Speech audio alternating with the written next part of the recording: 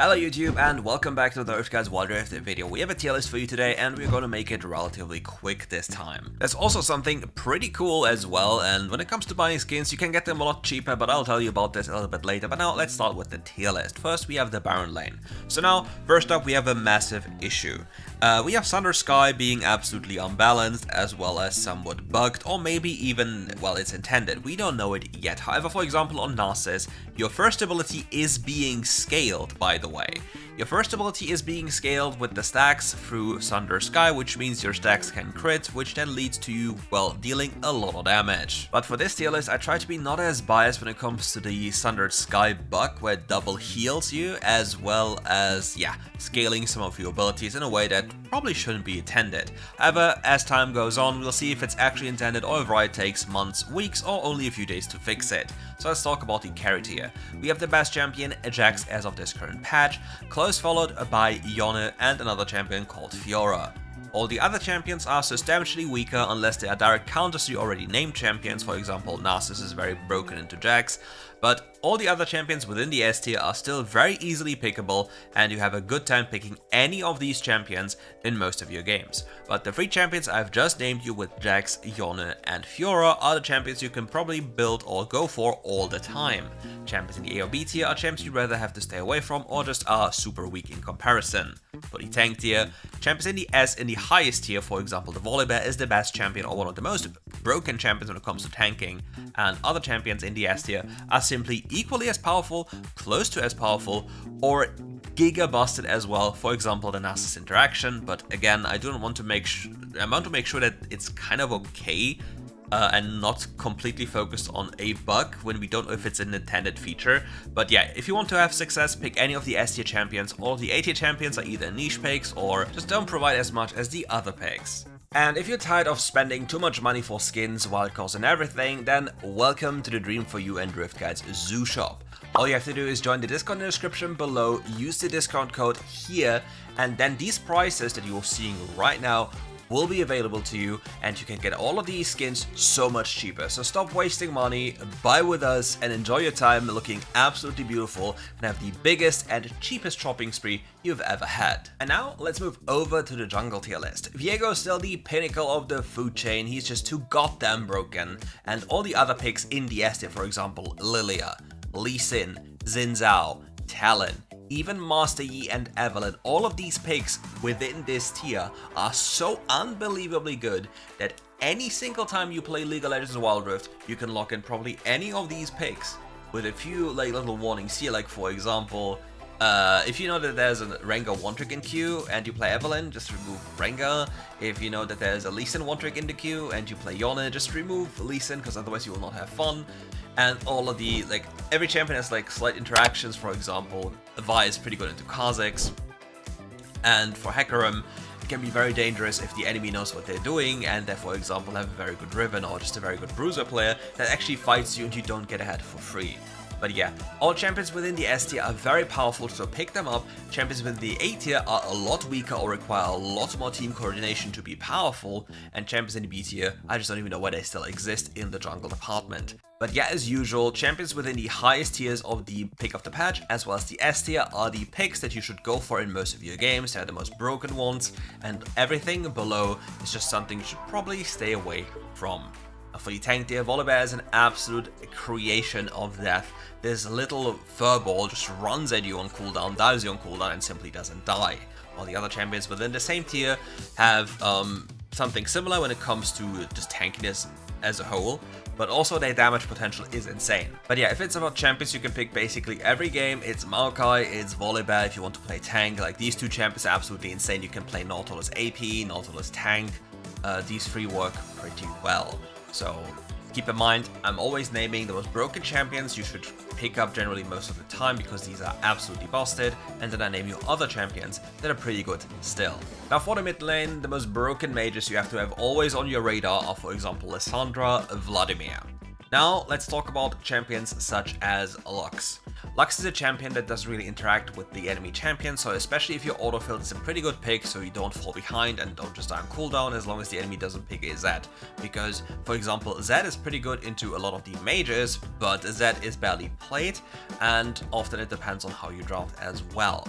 But when you look at the other champions available, for example, Annie is a pretty good pick into all of the assassins because this champion does too much damage and locks you down for too long. Zoe requires a lot of skill, but if you want to have champions you can play every single time, then it's Lissandra, it's most of the time Vladimir, it's going to be Twisted Fate, and obviously it's going to be Aurelian Soul. But if you're really good in a sense of positioning and understanding how your spells work, then Syndra is probably close to Lissandra in power, but it requires a lot of effort compared to all the other champions.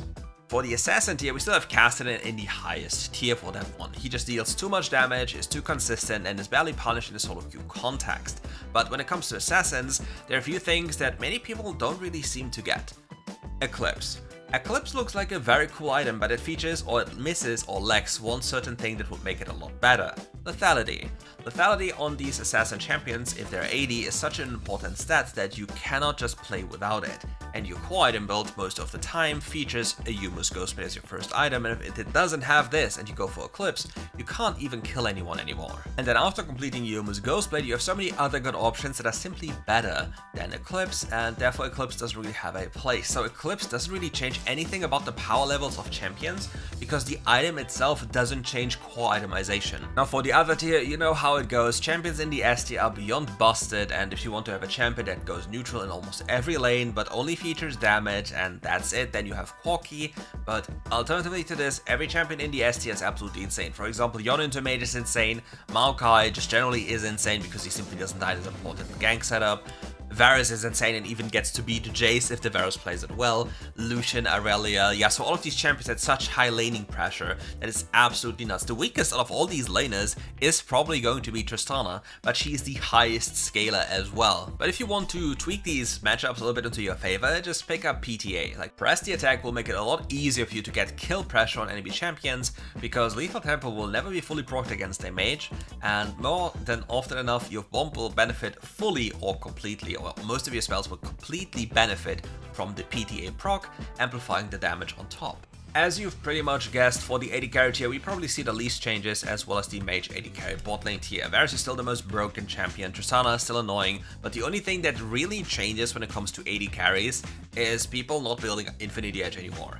Infinity Edge has been nerfed to its previous state before the rune patch, which means it's not an important pickup anymore, and you rather go for utility items again.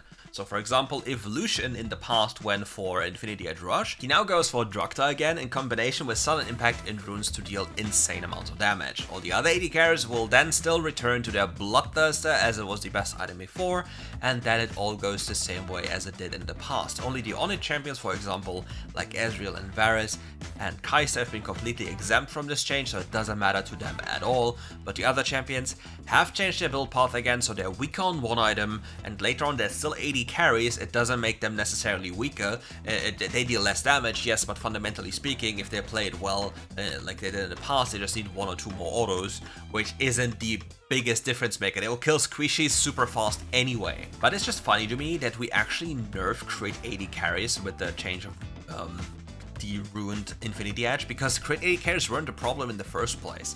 So I don't really understand this at all, because Varus, Kai'Sa, and all the other champions that have any type of one hit and go into the similar route are still absolutely busted. For the mage tier, you, well, don't see any changes, because there probably are never going to be meaningful changes towards this list, because it's all about consistency, power levels, etc. And since there's only 3 tiers or 4 tiers available, you barely see any changes, because the power level, unless massive item changes come around the corner, doesn't or rarely shifts. Now for the support champions, even though Maokai has been gotten nerfed a few times now, I think 2 or 3 times, it still doesn't matter for the support role. All the other nerfs are more impactful, for example for the Baron lane or the mid lane or the jungle, but for the support role it's all about locking down, just a few seconds, just 1 second is enough to instantly kill somebody, and that all comes down to reliability. And Maokai has the highest reliability out of all of these support champions, and the most impact in a team fight with, well, absolute ease. So this champion remains at the pinnacle of the engaged tier.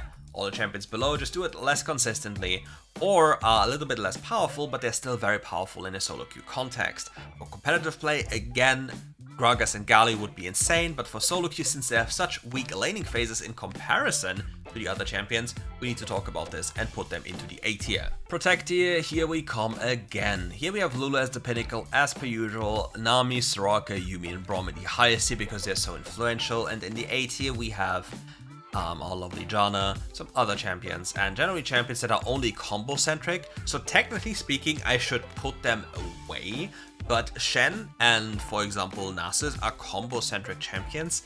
So within their respective combination, they're very powerful, but without them, they would be like not even in the support role. But again, Janna and Seraphine as well as Sona are pretty decent pickups. However, they can't really compare to the S tier picks compared to the effort you have to input into these champions and their overall viability in games and how the games go. Because, for example, in WildRift, people have very big issues with targeting, building the right items, etc. So Soraka will just constantly heal you. Nami has a very easy way of building harmonic and has high impact. Janna can't even control her shield anymore, and yeah, Sona doesn't provide you with too much outside of scaling into the late game and denying enemy engages, but the shielding and healing is pretty low, so many people fail to build the right items because they still go full AP, even though she has barely any AP scalings on the shielding and healing, which makes her a supportive pick left. Obviously, there are going to be games in which, for example, a Janna support will be absolutely giga or mega broken, but that is not the norm. Nonetheless, if you're a good Janna player, you can make her work in a lot of games if you understand how her first ability works and if you understand how her third ability works. To give her even more value, you should look into going Airy instead of Glacial Augment because it provides you with a lot more, because the shielding of Janna, like the E, like the third ability that provides 80, is getting another shield on top, and then the Airy shield will be taken away first, which means that the 80 carry or the person who has the shield for longer, and therefore the 80 for longer. This was very broken in combination with certain 80 carries that were allowed to go for Infinity Edge as their first item, as they were granted a lot of extra AD, which is then converted into even more damage thanks to the bonus crit modifier. Now for the carry tier, we have Karma as the pinnacle. She is the queen of the bot lane, we just have to be honest here. And below that, we have all the other champions. Pyke also has a critical interaction with Thunder Sky because the item has HP, so he gains more AD, and the healing is quite insane. He also has the double healing bug, as well as the bonus damage. Now, if there's a champion you haven't seen before, it's going to be Lissandra. She's a very good support champion, especially full AP, since all she does is locking someone down, and the moment that fight completely starts, if one person dies, there'll be a chain reaction and multiple people are going to die. Lovely champion. And with that, we're at the end of the video. Thank you all for watching. If you enjoyed the video, leave a like and subscribe to the channel, and don't forget to check out the zoo in the description below. You can get skins, wild cards and everything for a lot cheaper. Just don't forget to use the discount code you see here, and then you can get these prices and you have to never overpay for skins again. Thank you again for watching. Leave a comment, leave a like to boost the algorithm, and then we'll see each other for more content very soon.